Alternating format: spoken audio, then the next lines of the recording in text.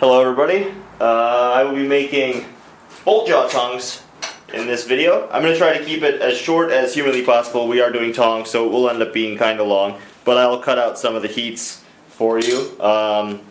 So there's two different styles of bolt jaw tongs. There is the first style, which starts with a flat stock. I believe I started with 1/2 inch by 1.25 inch for the jaws for these. So if we look at the boss, we can see that they're flat. There's no second isolation that forms the boss. It's just two flat pieces. It's the same way with these.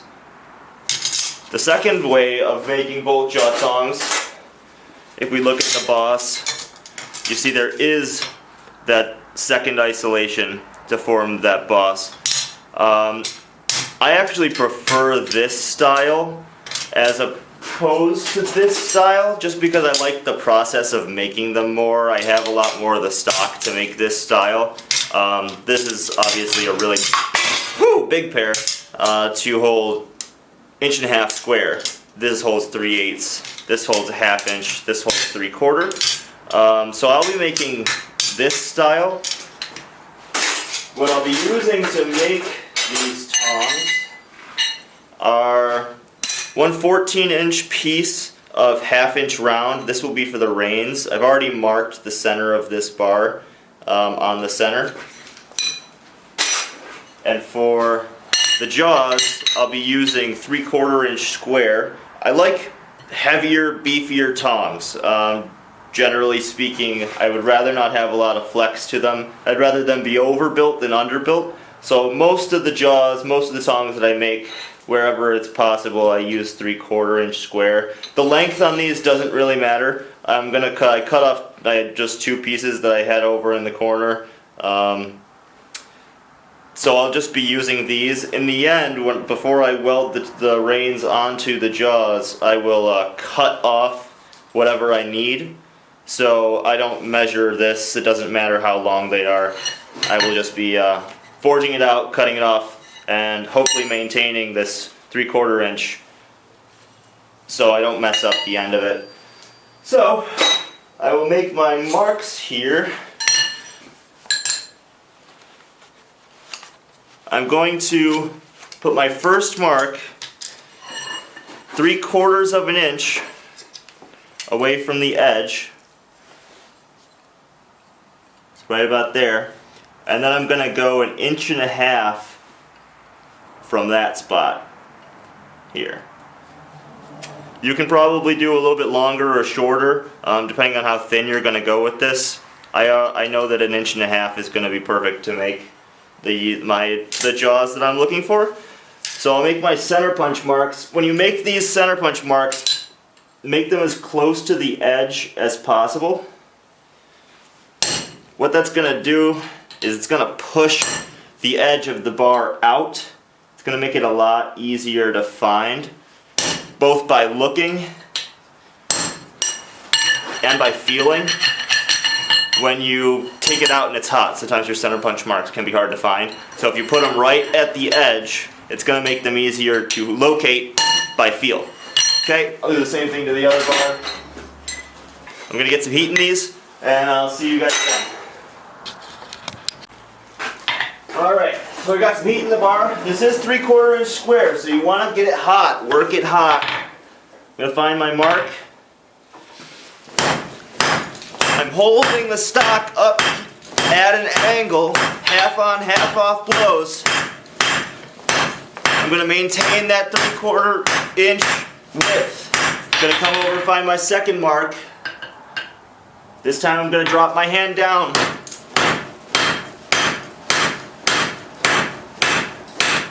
Same thing.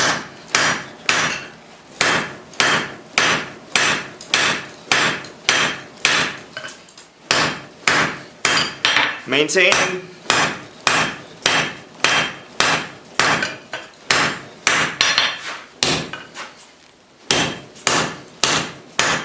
That 3/4 inch width.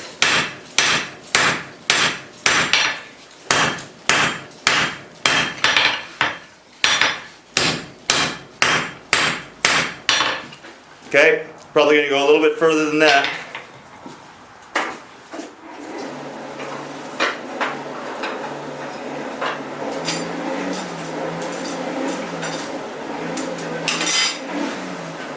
Same thing with the second bar.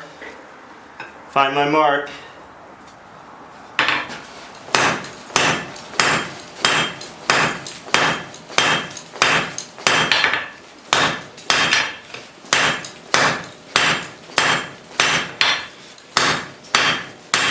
Find my second mark.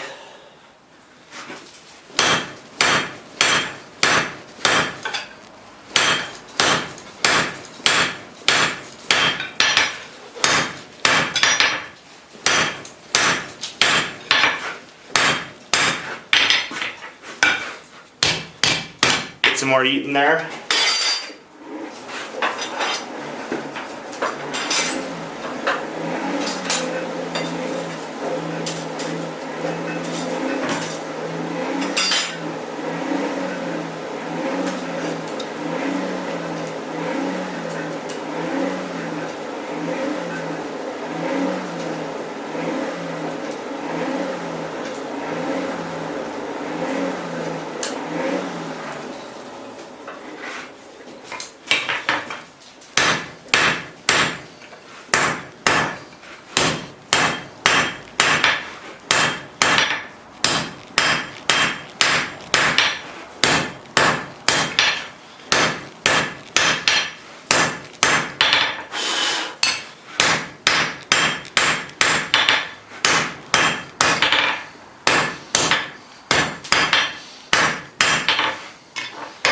Can come over to the horn.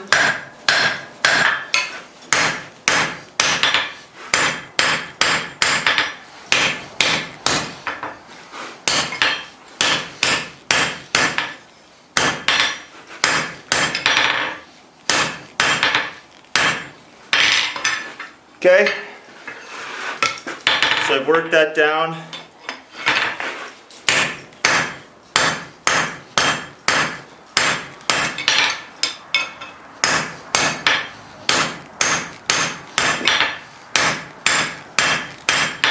This end's getting a little bit hot.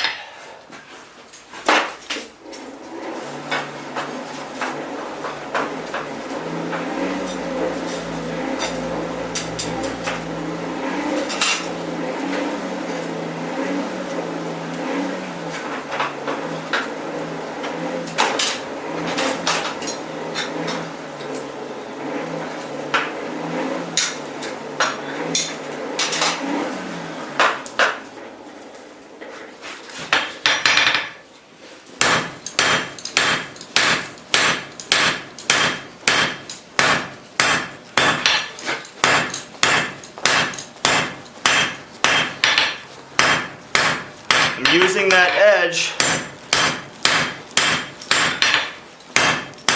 to make some impressions, and then I can flatten them out.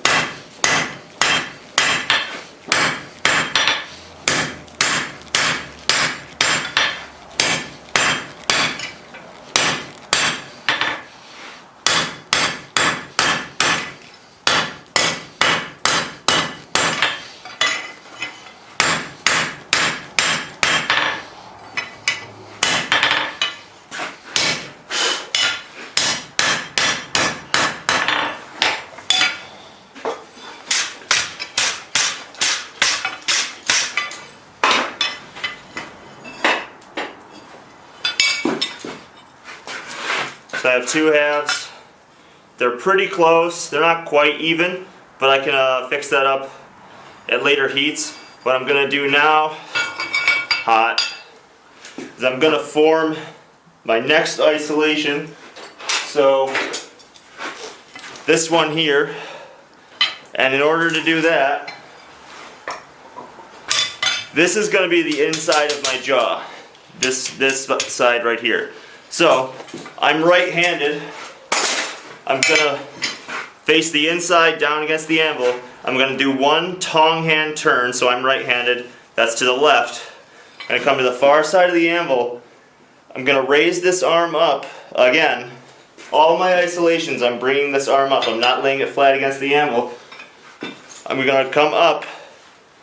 Now, what I see a lot of people do is when they make this isolation, they start it too far back. They almost line the edge of their anvil up right about there. What they want to do, or what you want to do, or what I do, I go actually in front of it. Maybe not quite that far, but I give myself about 1/8 of an inch in front of, so towards the tongs, in front of that isolation. What that does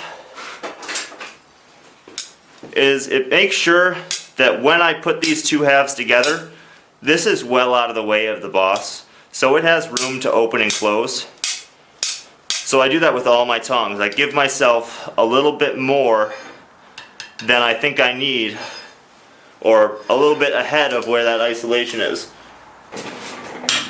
So I'm going to find my isolation, I'm going to go in front of it, angle my hand up,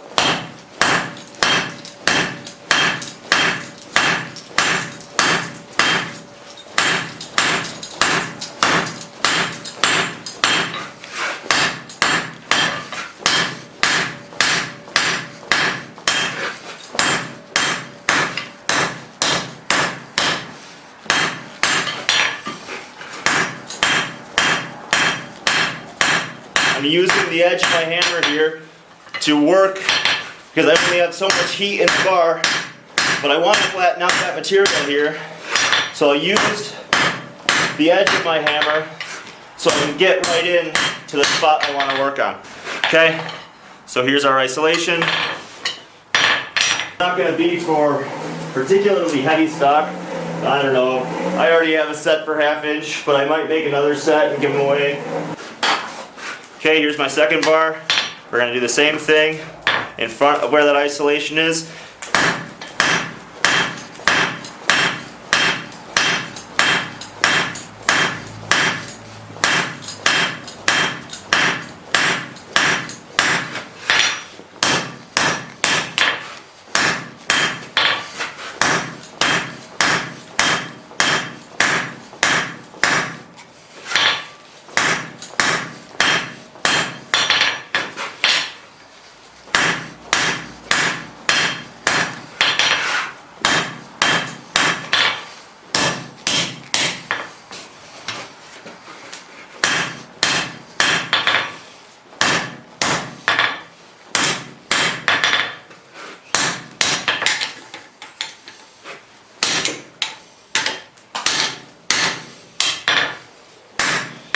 Okay, there's the second one. We're still pretty thick here, so I'll get most of my heat in there on the next one.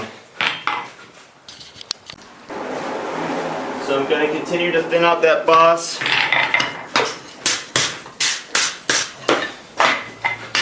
Not too thin.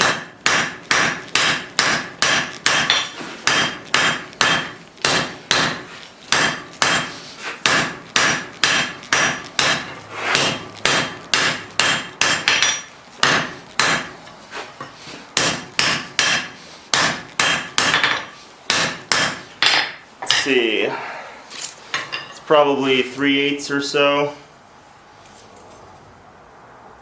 Yeah, about 3/8, maybe just over. That's good for me. Again, I like a thicker boss.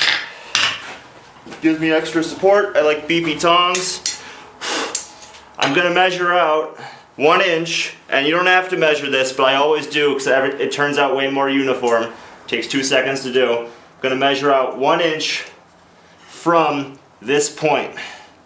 Okay? Now I don't have enough heat in there to make my to finish up my boss, but I am going to give myself a good solid mark. Again, I'm angling the piece. Okay? I got a good nice mark that I'll be able to find on the next heat. I'm going to do the same thing for the other half.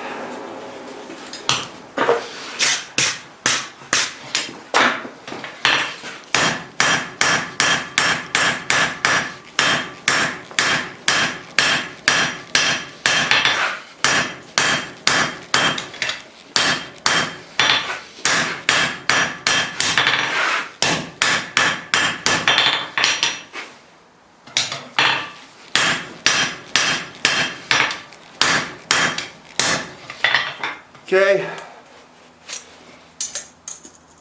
Measure 1 inch.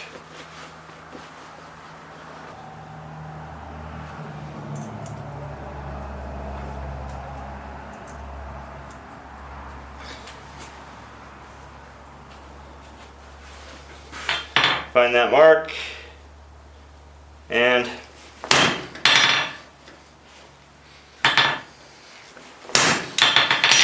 perfect. Okay, I'm going to get some more heat in there. Find that mark, holding it at an angle. I know I keep saying it, but I'm going to continue. It's very important to the overall look at the end.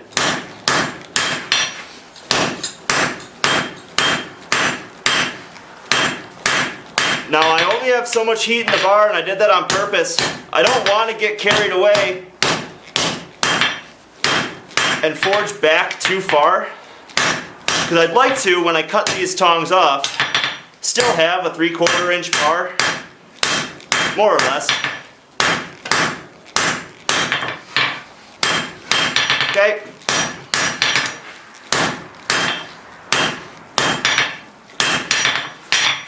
So,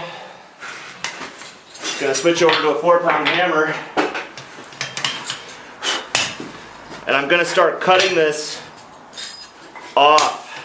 Now I'm gonna line up this edge of the boss at the edge of the anvil, and when I start cutting, this is not hot enough to cut all the way through, but I want to kind of think about, I'm not even gonna start at the moment, maybe I'll give myself a mark, but I'm gonna pick my mark in a spot where when I come and do my drop tong weld, I can hook my boss down on the edge of the anvil and drop it in place so that I can line up my other piece and put it on top of it. If I leave this way too long, then I'm gonna have to hang that off. It's not gonna give me another point of contact for me to control where this is getting put down.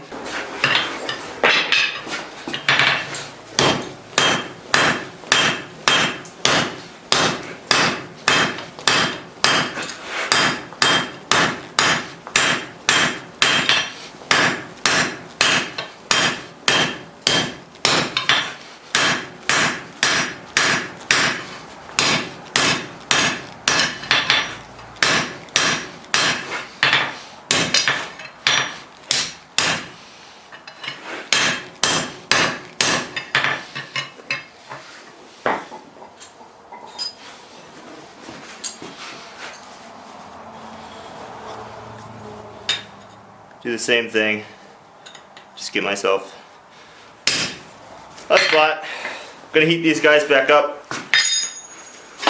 Now when I do cut these off, I'm gonna angle my chisel towards myself here. What that's gonna do is it's gonna start forming my scarf. I'm gonna basically get it for free. This is an S7 chisel, so I don't have to cool it off all too much, but maybe it'll thaw out my slack tub a little bit. Now as I start to get kind of close to the end, or close to the anvil surface, I'm gonna soften up a little bit. Okay, almost through. Now as I'm getting close, I'm going to go off to the edge of the anvil here, just work on one side. It's going to start spinning off. There we go.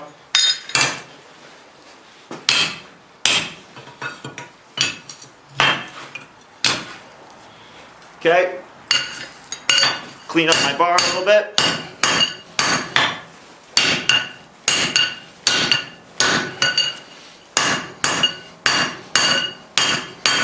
So now I have still 3/4 inch square ready to go for whatever I need it for next. Okay, again, slight angle in towards myself. I do, whenever I'm punching, switch to a heavier hammer. 4 pounds, I'm not a real big guy, so 4 pounds is a little bit too heavy for me for general forging.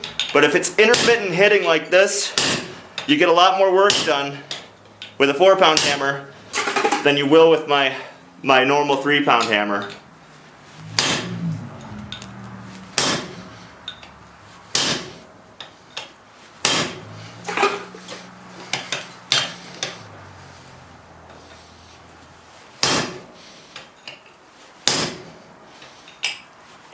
Getting pretty close.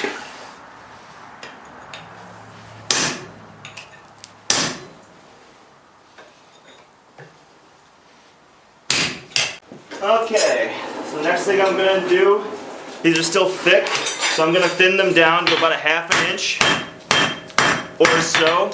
You can see by cutting at an angle, we've actually formed part of our scarf already. So I'm going to add a little bit of a taper to the end there.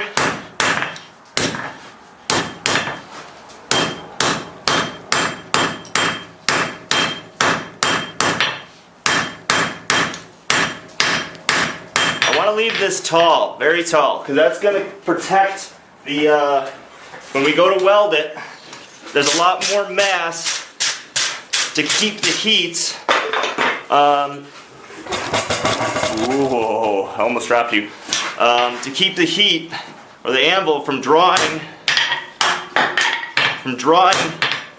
all of that heat out of the bar.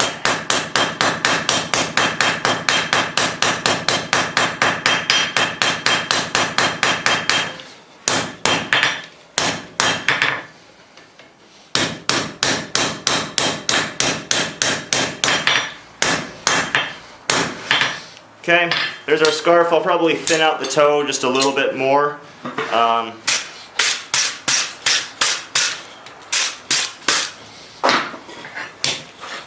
There's the start of our scarf. This is still a bit thick, but that's looking pretty good. Get the other one.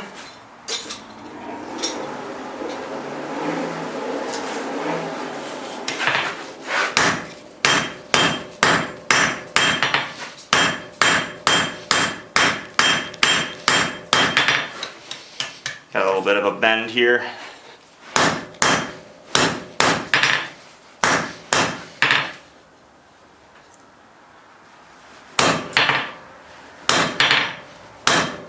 Gonna try a different way for this one.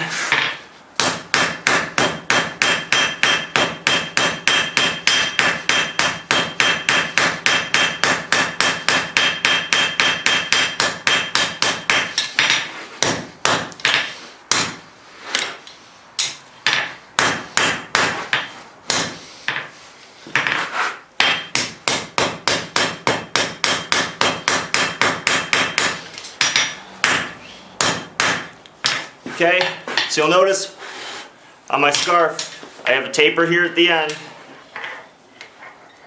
a set down right here, just a light one, a lot of material up here and back here.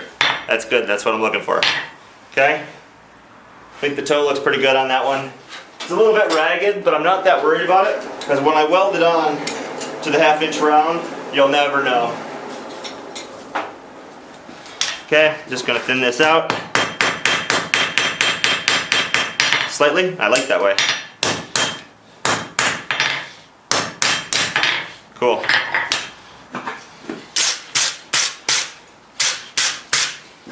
Cool. So both of these guys are pretty much ready. Off camera, I will probably just straighten this out because it's going to be kind of annoying when I go to weld it. I'm going to just straighten that out, but you guys don't need to see that. But there's our two halves. I can already kind of tell that I probably took a little bit less material to make this half than this half, but what are you going to do? They'll still be functional, they just won't be perfectly symmetrical. Yeah, that's okay. Alright, I'll be back. Alrighty, moving on to our ½ inch round. I'm going to start by upsetting the end.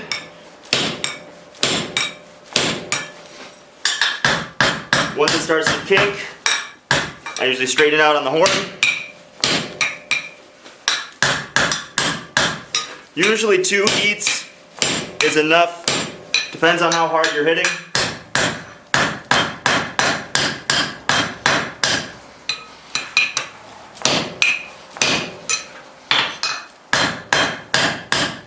I will give it one more heat. Now there's no reason, if you have a power hammer or if you have some sort of mechanical advantage, a press, whatever, there's no reason why you couldn't just draw out the reins from your 3/4 inch square.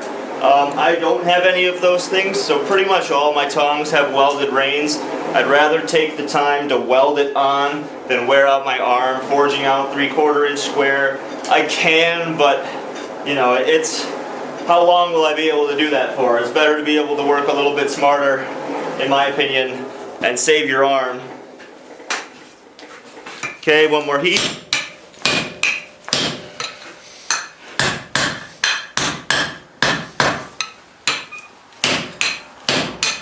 Bit of an angle there.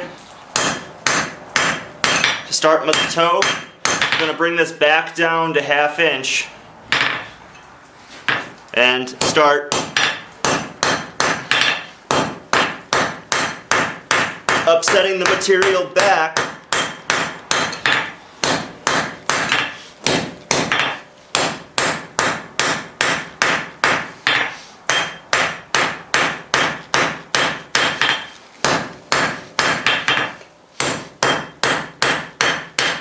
I'm going to catch this last little tip here and forge it out on the far face of the anvil to form the toe of the scarf. Then I can come back to the flat face of the anvil, clean this stuff up. I'll take another heat, give myself a set down right there. That'll be all I really need. It's a little bit wonky. I don't really care. Once this all gets forge welded together, having this extra material in here is not going to hurt. And this little fold here, because I'll be at a welding heat, because there will be flux there, I'm not worried about a cold shut forming right behind that spot.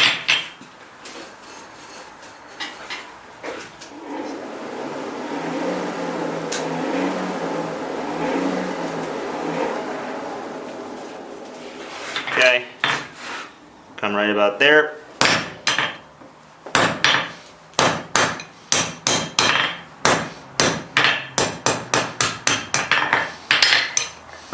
Now, I did the thing that I hate when I do, so it makes a lot more sense, because I need to form a scarf on this end. It makes a lot more sense for you to not form the toe yet, and actually cool that end off, upset this side next, and then form the toe on this side, and then the toe on this side. Because right now, if I start hammering it on end, I'm just going to be hammering right there on this. So what I'm probably going to end up doing is just separating this bar, and I'll weld them on as separate pieces rather than just having this longer 14-inch piece to hold on to when I make my weld. Not a huge deal. Sometimes it's nice to just have a longer bar and not be holding this with tongs, but I'll just hold it with tongs. Not a huge deal. Alright, I'm going to form the scarf on the other end off camera. It's just going to be the same process, so you've already seen it. Okay, so I have the first set in the fire already. I'm just going to do a quick kind of dry run. It can be helpful to do this if you're not sure about your welding, or if you feel like you're not set up necessarily. Give yourself a dry run. Practicing coming out of the forge, getting yourself set up, which I'll put my hammer here. That's where I usually like to keep my hammer when I'm doing a drop tong weld. So I'm going to come out of the forge, get my boss hooked here, line these up,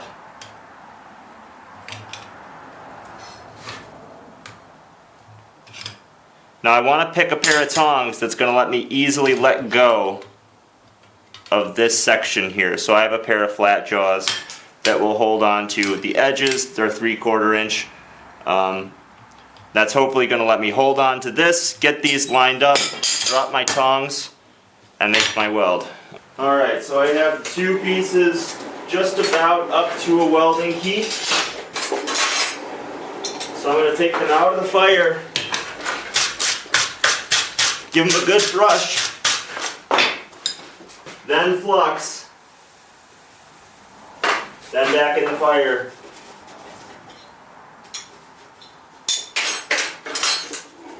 Get the other piece as well.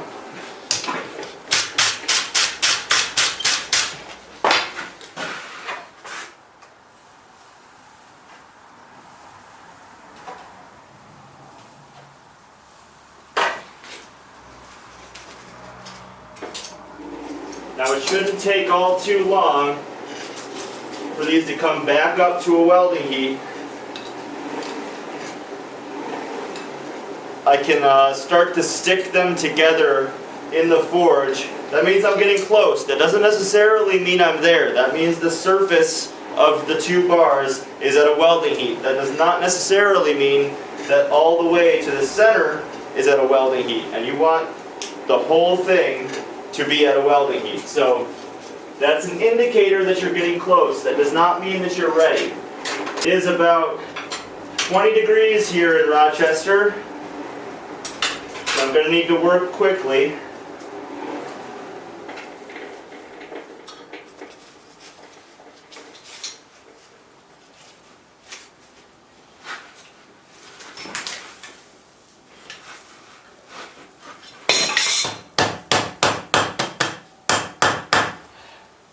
Nope, not that time.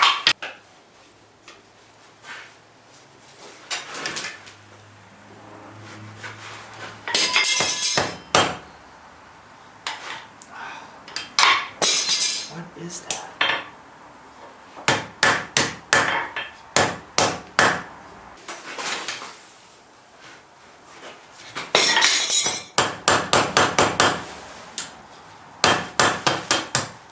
Okay, so I did have 2 more failed attempts.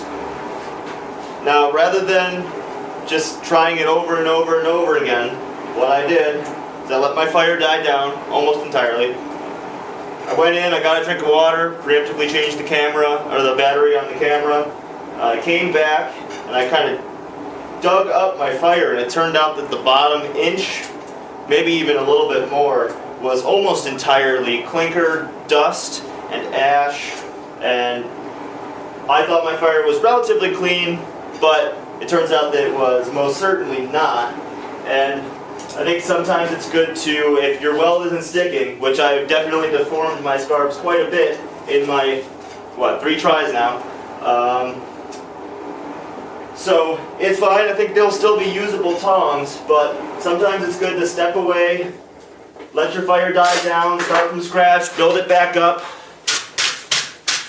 And I'm not saying it's going to stick this time, but at least I've addressed an issue that I found, so I'm not just sitting here trying to do the same thing, expecting different results.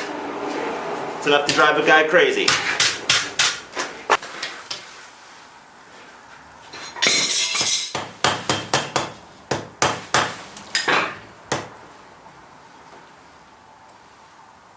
Okay, they're stuck, but not particularly well. I can already tell that they might fall off as they're going into the fire. So, I'm going to make sure that I'm not going to force it in. I'm going to give myself a soft area for me to push it into.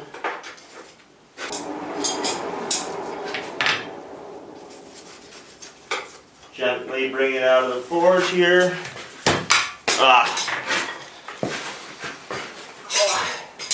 These 2 pieces do not want to stick together. I'm going to try sticking the other 2 pieces. Just as a sanity check.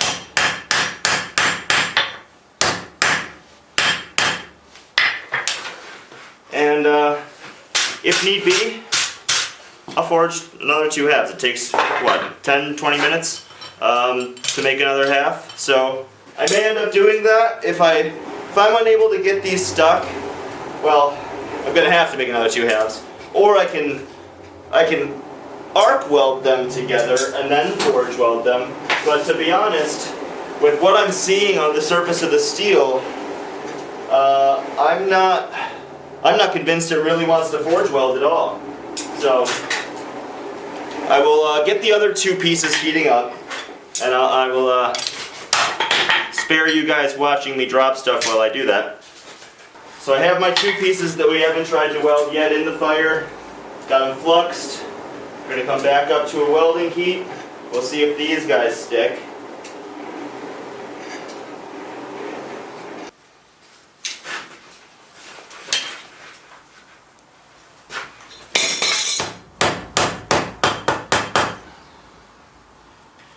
Alright.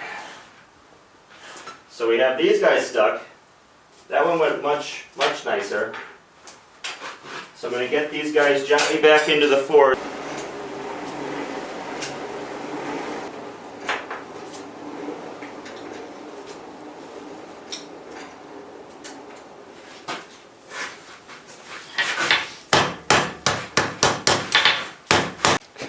That's great. Okay, so I'm glad you at least got to see the start of that. I did get this welded together. These are the two pieces that we hadn't tried multiple times on. These were two fresh pieces, and this weld went perfectly fine. So, what I did, and what I already told you guys, but you didn't hear,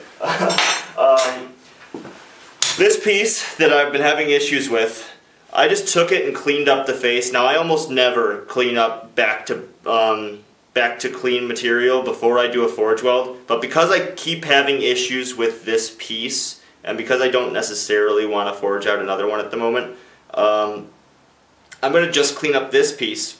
I'm going to forge out another rein for it, another 7-inch piece to form the reins, because the one that I had tried multiple times with before is mangled, and there's just not enough material in there anymore for me to make this weld. So I'm going to forge out that scarf, make the other part for this, and then I won't show you that, but when I come back I'll try to forge weld this to a new piece.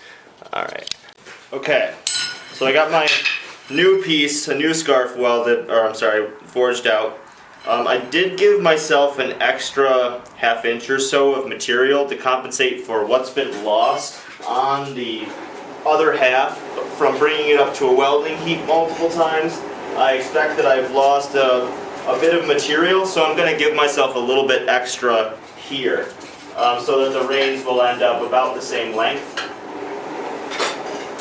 So I'm going to bring these guys up to a welding heat, hopefully by kind of starting over, cleaning things up, making a new piece because my other one was mangled. Hopefully I can get this piece, which has been troublesome, to weld. We'll see. Worst case scenario, I'll make a new tong jaw half. It doesn't take that long.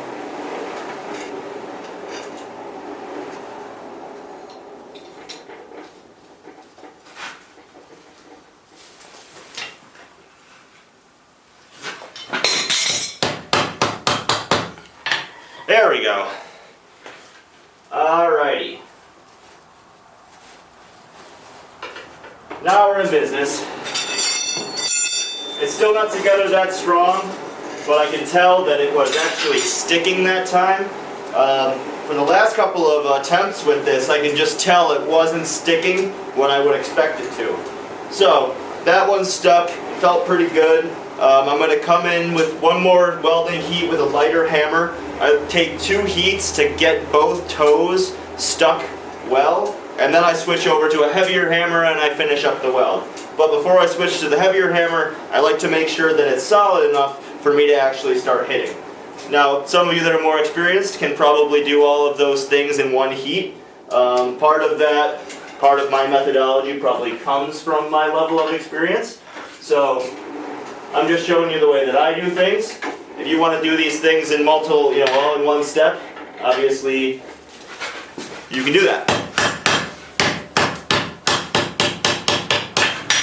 Okay, so now it's strong enough where I can brush it lightly. Okay, now I will reflux and I'll get one good final weld in to fuse these two. And we'll finally be able to draw out the reins. I said this was going to be quick, or as quick as I can make it. Maybe I'll be able to edit some of this stuff, but I want to show you the whole kind of experience, because sometimes this is what it's like.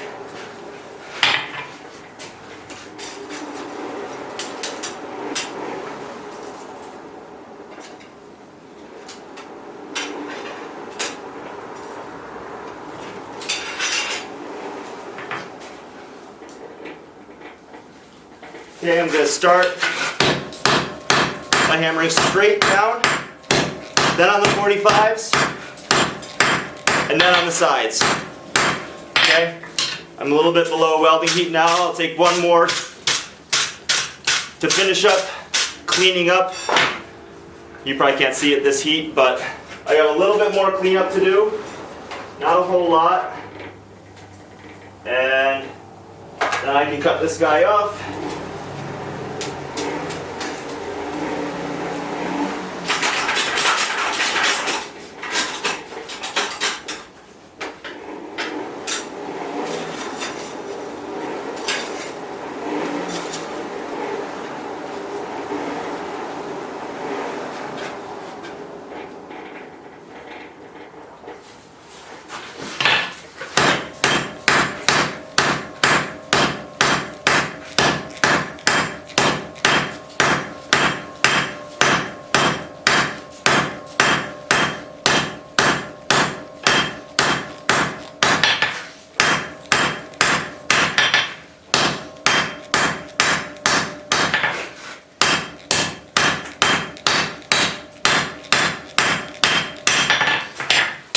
Good.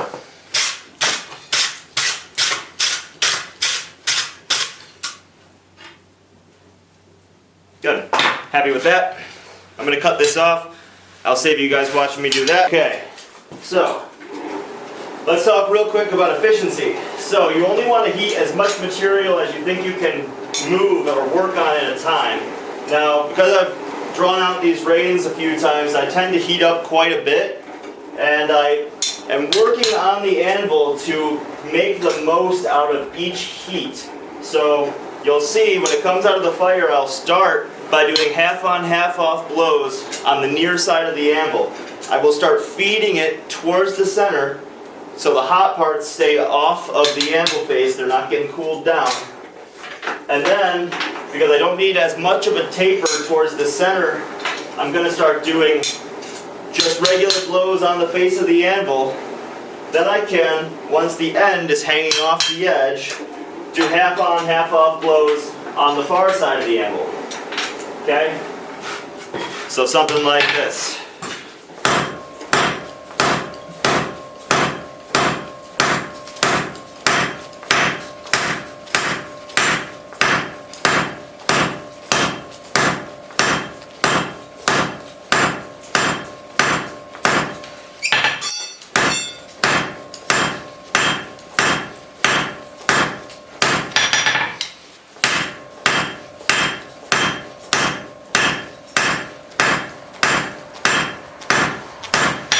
With the last bit of heat,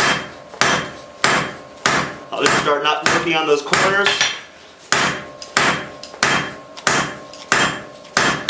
Okay, we'll probably take one more heat like that, probably not as aggressive.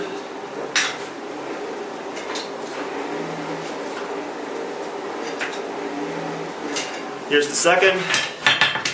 Oh.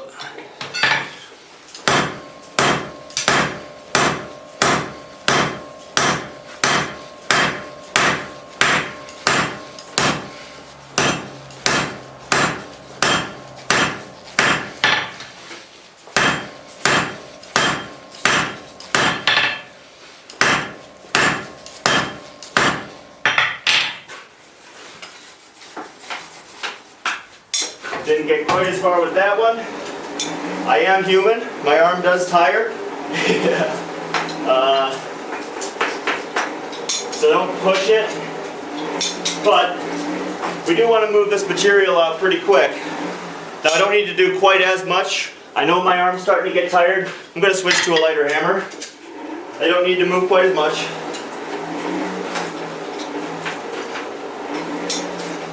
But by doing that process of feeding in, allowing that bar to kind of curve up, and then working your way back on the far side, the material is not in contact with the anvil to lose heat. So all you're doing is putting energy back into that bar, heating it back up with your hammer.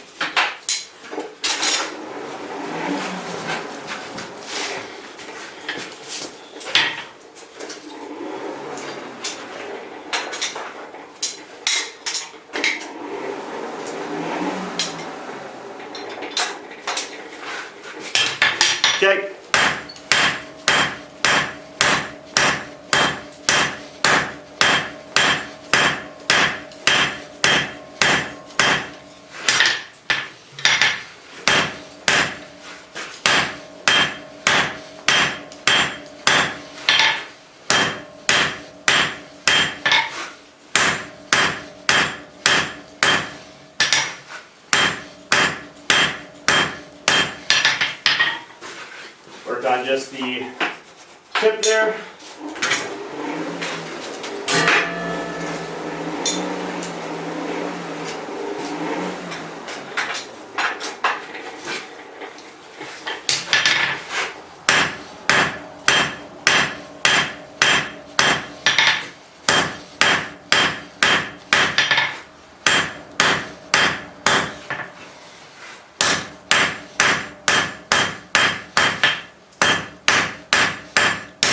Going to start transitioning the end to round. I'm not going to drive myself crazy trying to get this to be perfectly round.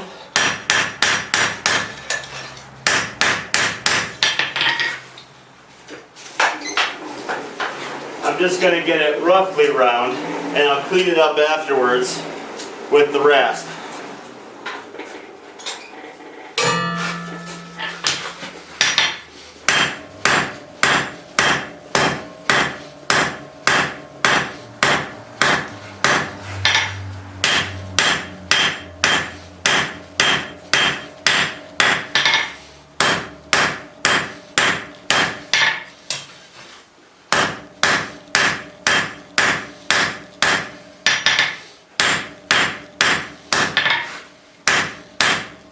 You're going from square to round. You want to go octagonal first.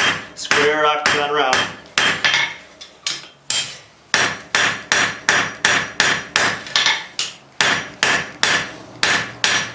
I think this is going to need to go a little bit longer.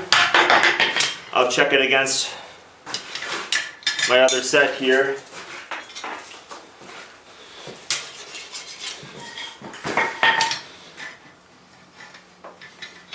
So yeah. This is going to need to be a little bit longer.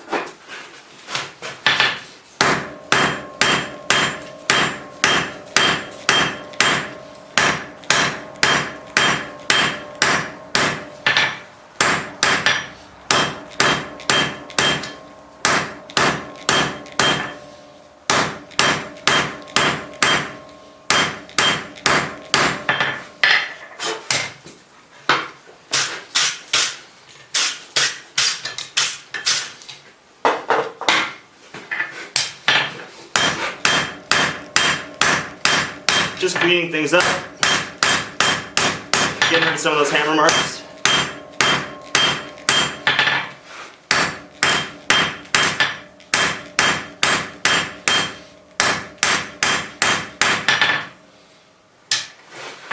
Cool. Do the same thing to the other bar.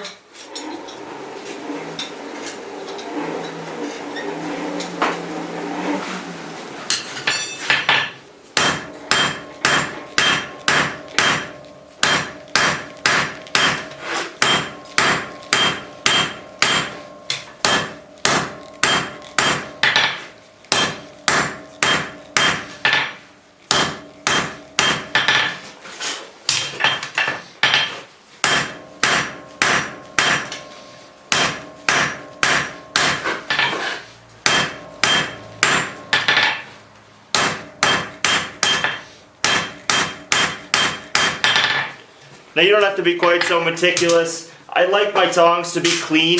I'm going to use them all the time. I might as well like to look at them.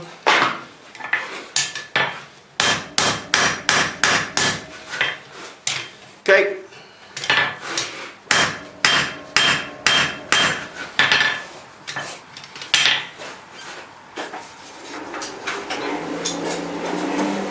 Now I'll continue just roughly rounding up the reins.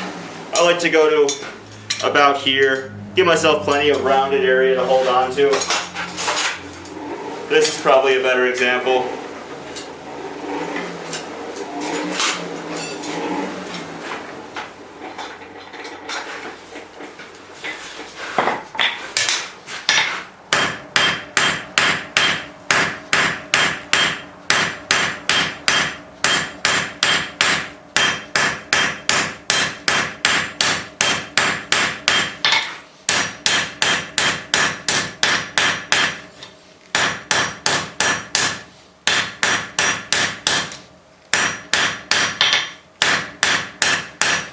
Okay. Now again, I'm not going to go crazy trying to get this perfectly round. because I can clean it up at a later step.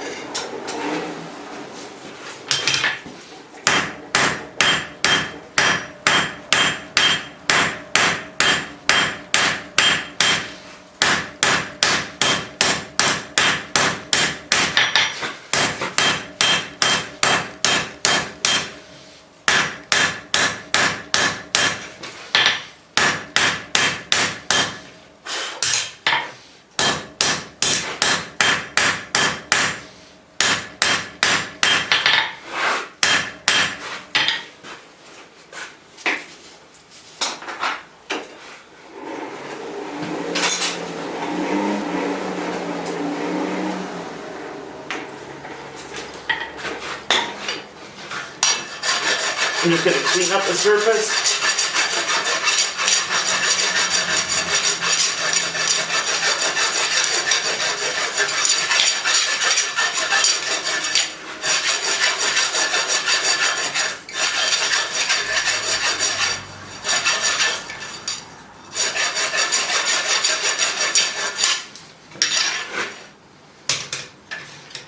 Straighten it out a little bit.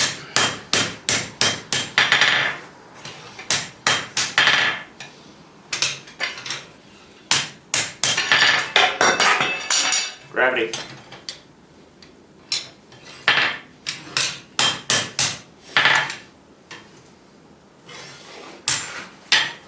Okay, do the same thing to the other one.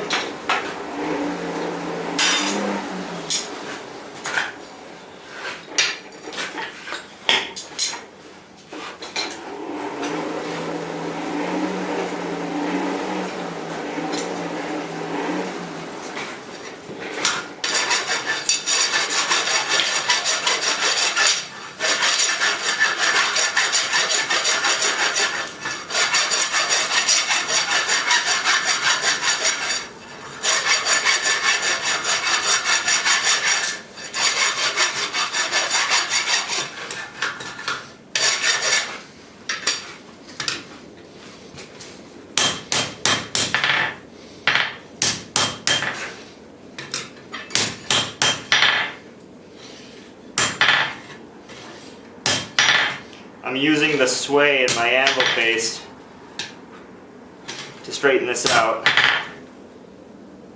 Okay. So there's one. I might off camera clean up the end a little bit more, probably on both of them. There's two. This one's going to need to get drawn out a little bit more. Or I can nip the end off of this one. I'll decide. I'll probably do that off camera. But this is where we are right now.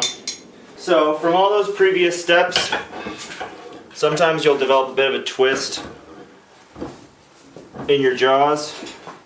To get rid of that, just squeeze in the vise, grab a scrolling fork or a twisting wrench.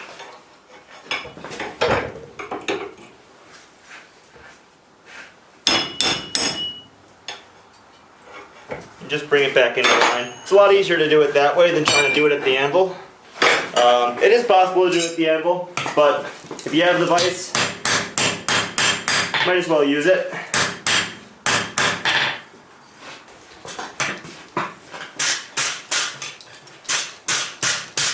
I know you guys can't see what I'm doing, but all I'm doing is brushing and just kind of straightening everything out. So we'll start to shape our boss a little bit. So to do that, we're going to come to the near side of the anvil, stand it up, and you're actually kind of upsetting the boss back into itself. Give it more of a trapezoidal shape. Now you don't have to just work on this side. You can flip it over. Work on the back. You can come here. work like this. You'll find they all do almost the same thing, but slightly different.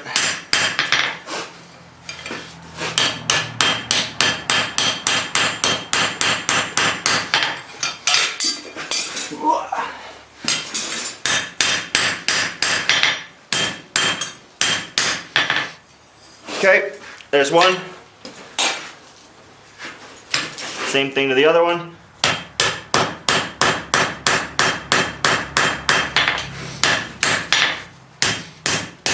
Now this is the one that I had trouble forge welding, so I'm a little bit thin back here. It's going to want to bend on me. Gotta cool this down. It's a little hot to hold. So I'm going to get more heat in there because I'm asking a lot from the boss when there's not a lot of support behind it.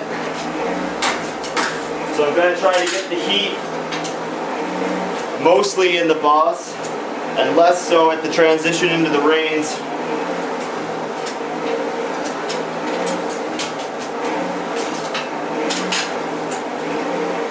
So I'm just going to have to forge it, straighten it out, forge it, straighten it out, and just kind of work my way to the shape that I want to get.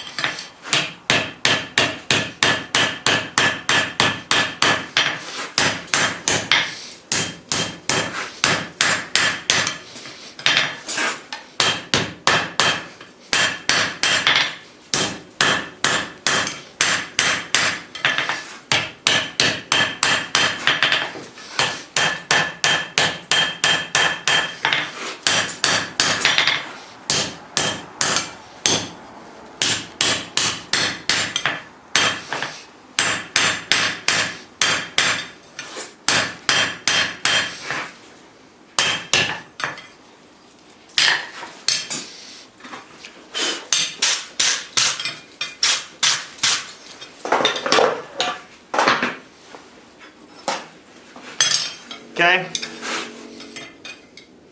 my two bosses, they're going to line up here. Now I can tell that this one is a little bit longer, so I'm going to have to, even though this one is already thinner, I just didn't have as much material, I'm going to draw this one out slightly because we want these two to match, which they're close. But I need another 1/4 inch or so out of this piece.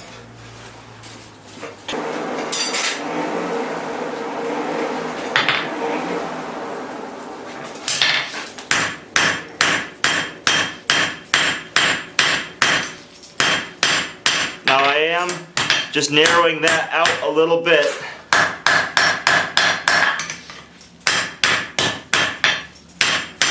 To make it a little bit taller. Grab my anvil block so I can get in here.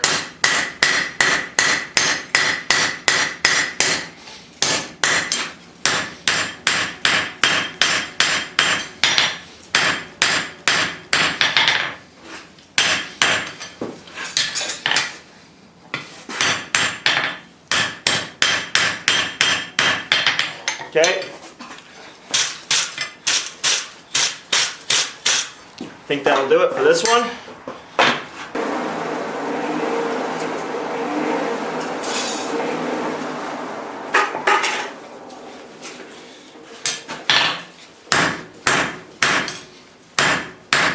Same thing, just going to forge down the end slightly on this one.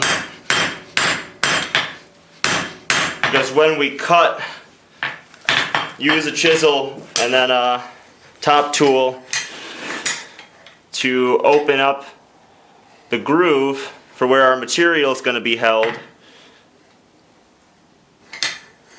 It's going to actually push that down slightly. So to account for that, I'm going to make it a little bit taller than it was.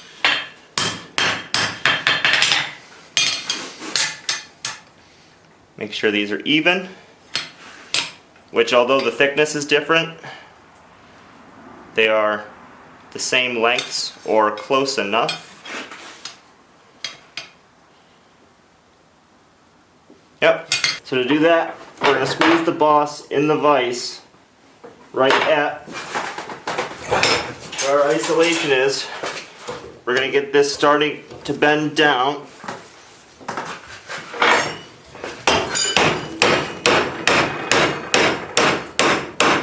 Almost all the way to 90 degrees. We'll grab here. Ugh.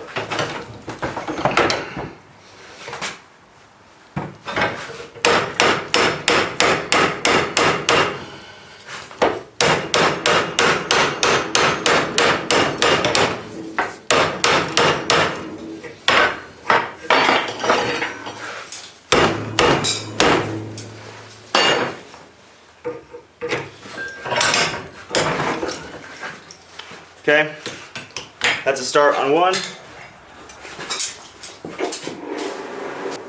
Do the same thing over to this one.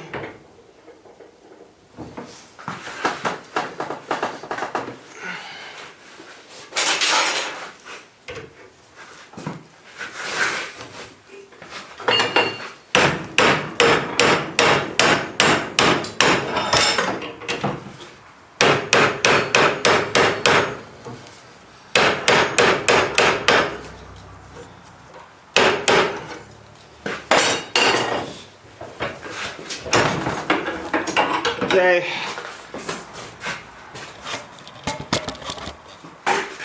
Come over to the anvil.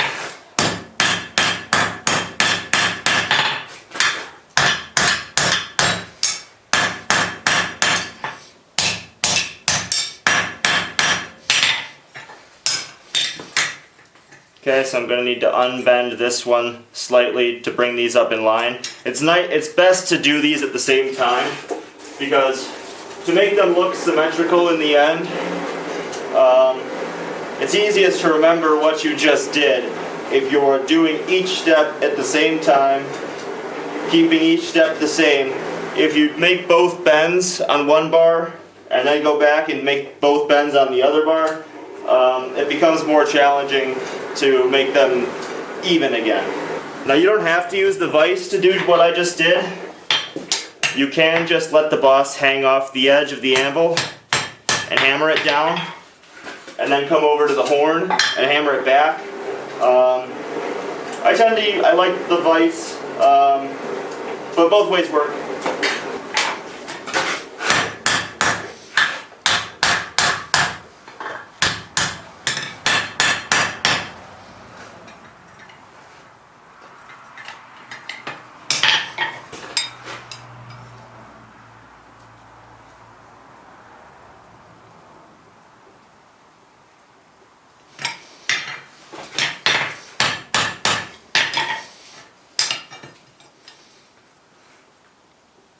Good.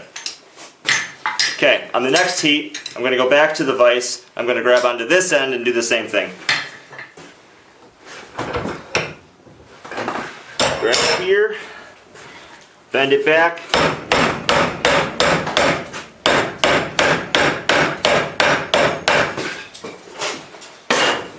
Grab a straight peen.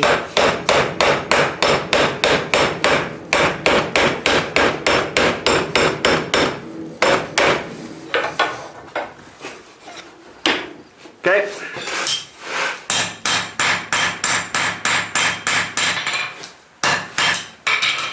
Gonna do the same thing to this side.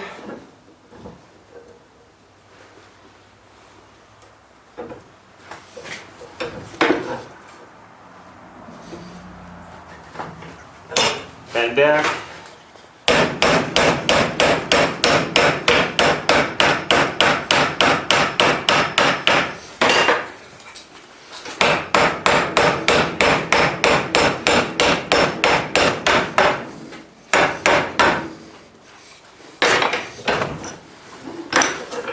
There's the second one. All I'm doing here is just flattening things out. Now We make our last minute adjustments here.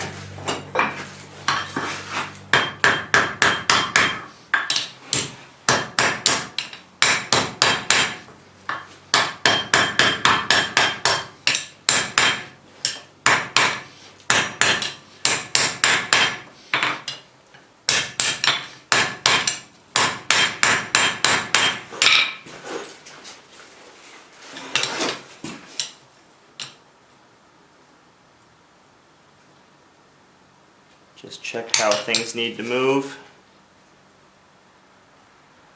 So those look pretty darn close. I'd say they're pretty good. Good enough anyway. So I'm probably going to need to back them both off a little bit.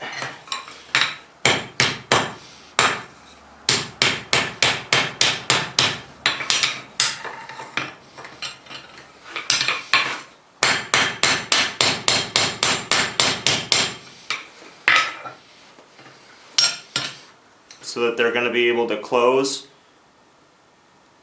Yeah, better these, the more symmetrical they are now, the easier it's going to be to adjust.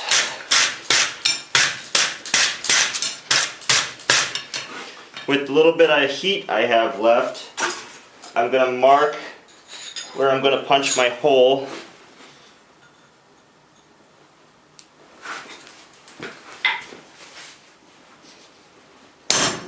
And I'm going to do that at a low heat so that if I need to move my mark, I can do that.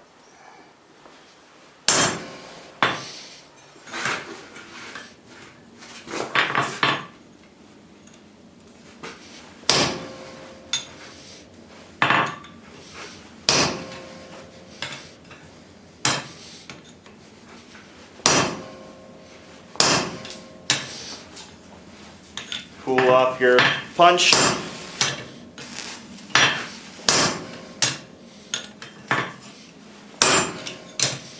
Once you can start to feel the anvil through your piece, you know you're getting close.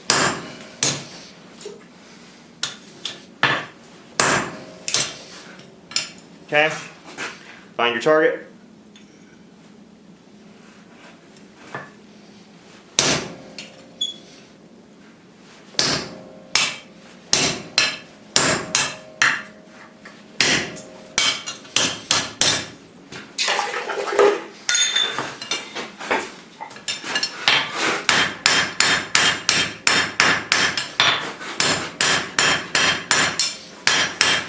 There's one.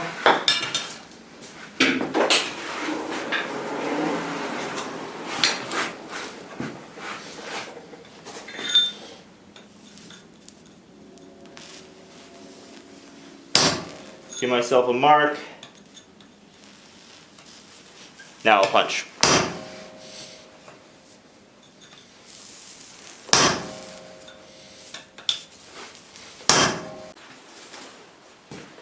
And you'll notice when I start my punch, I'm letting the tong hang off the edge of the anvil first. I'll start in that direction, so when I need to shear out the slug, I have a flat surface to lay across the anvil and use the pritchel hole if I need it.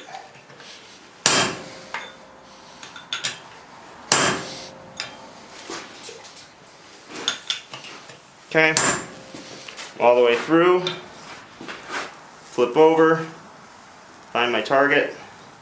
I want that to be relatively cold, so sometimes I dip my fingers into the water and I just let that water come down, cool my spot.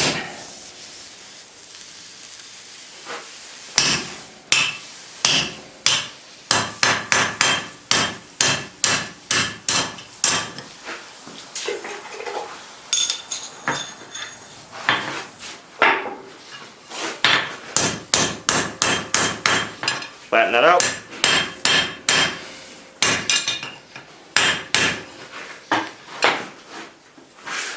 Okay, now we will offset the reins. Do that by squeezing the boss and part of the reins in the vise. Grab a bending fork. Start by bending it in Now it's going to unbend slightly when you put the second bend in, so go a little bit too far.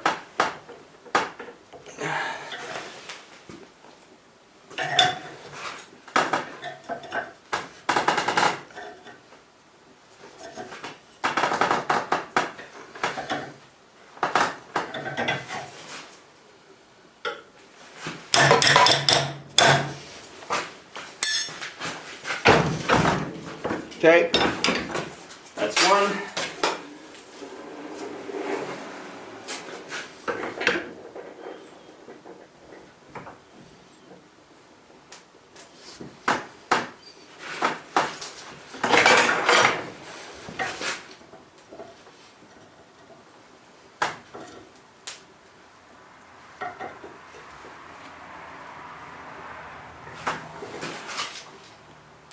I just want to bring it in line with the center line of the boss.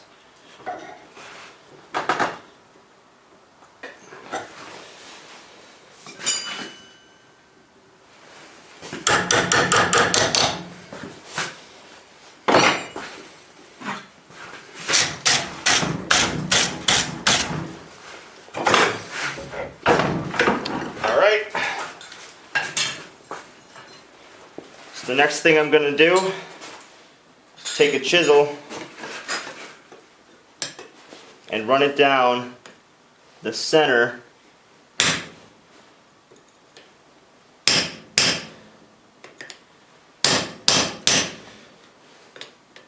if I start out a little bit off, I can come in at an angle to bring myself back into the center.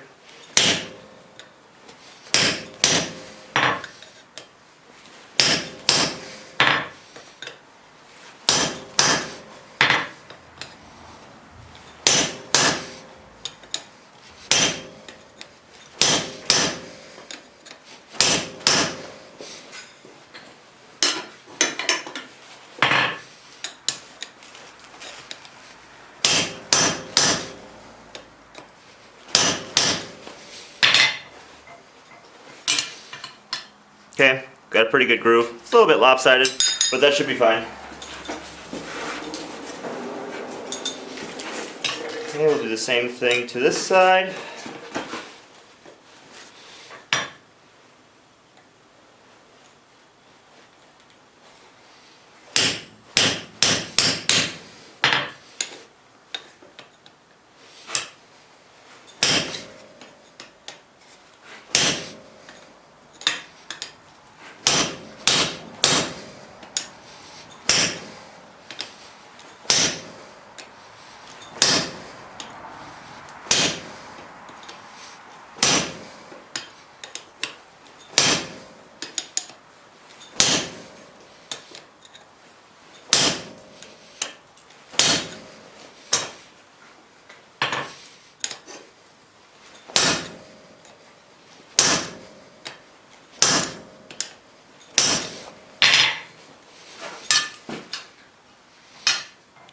There's this side.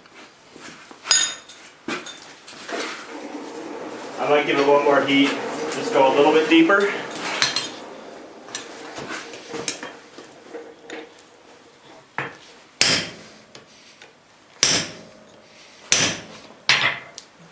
Then I'm going to switch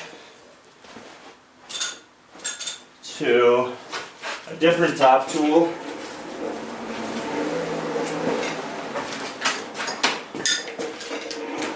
This one has a 90-degree angle here, so that's going to open it up to hold square stock.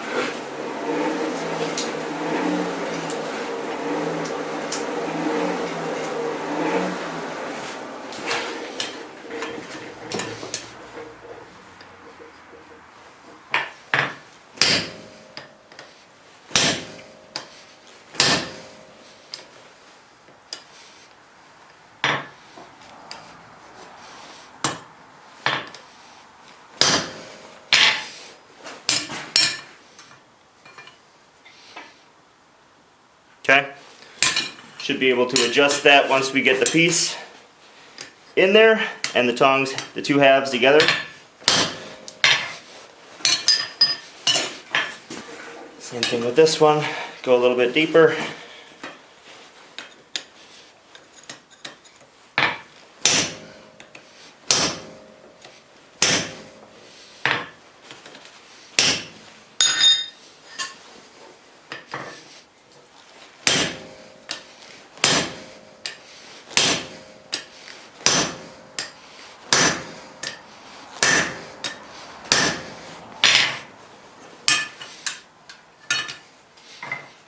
That one.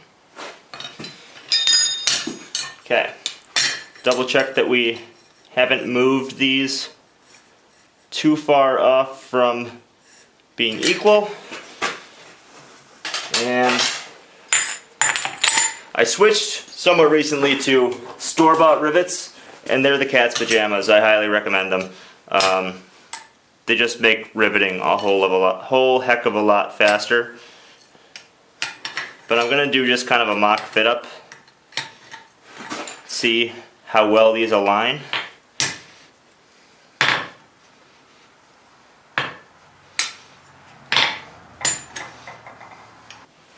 Okay, so I know that this piece needs to go down slightly. I'm going to do that while they're separate, because it's a lot easier to do when they're separate. Okay, I think those are lining up pretty good. I will heat up the rivet. Get them stuck together. Okay, the rivet the two halves together.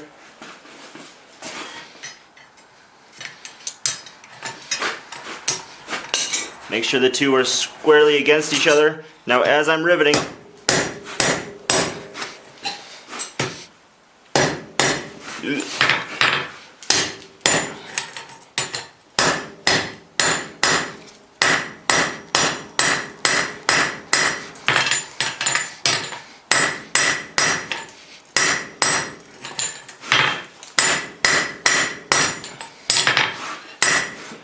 okay, not the best rivet. It started to bend on me. I tried to pull it back. It kind of worked.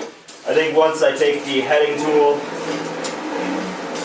and flatten it out, you'll barely even notice. Well,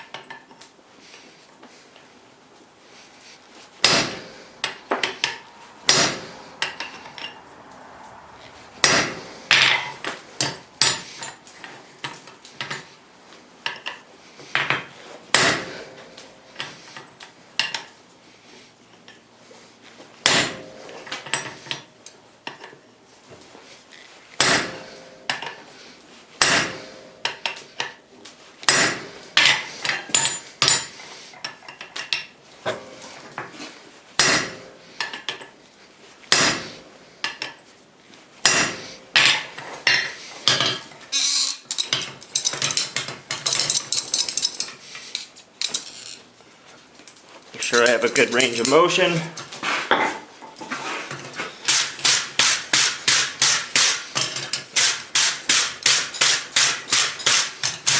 You can see why we spent so much time aligning everything before.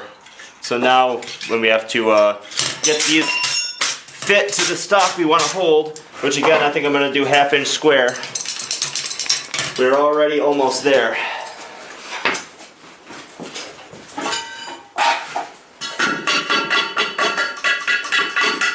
Just cooling them off in some oil while I'm working the jaws open and close.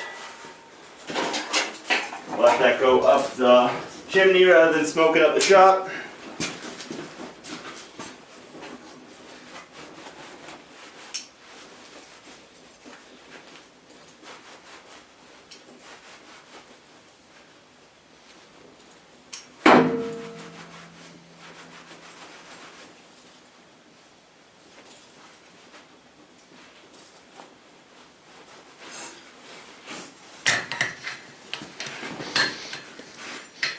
Okay, there are the tongs. I'm going to adjust the jaws real quick, and they should be good to go. Okay, just take a piece of square stock,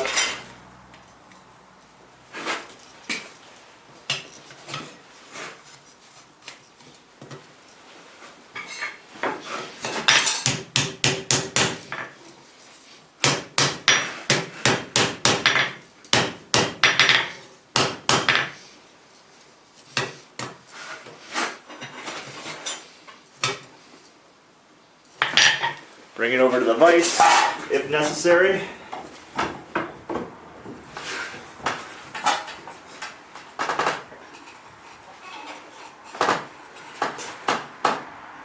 Okay, keep it straight.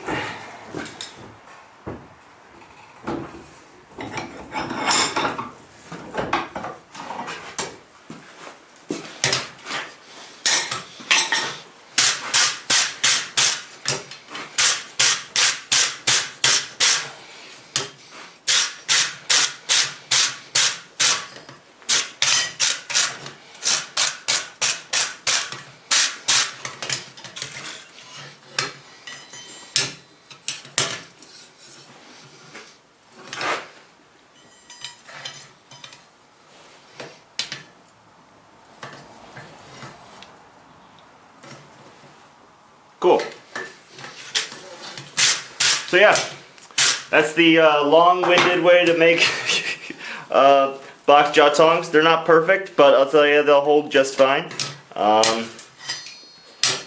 Sweet. If you made it this far, thanks for watching.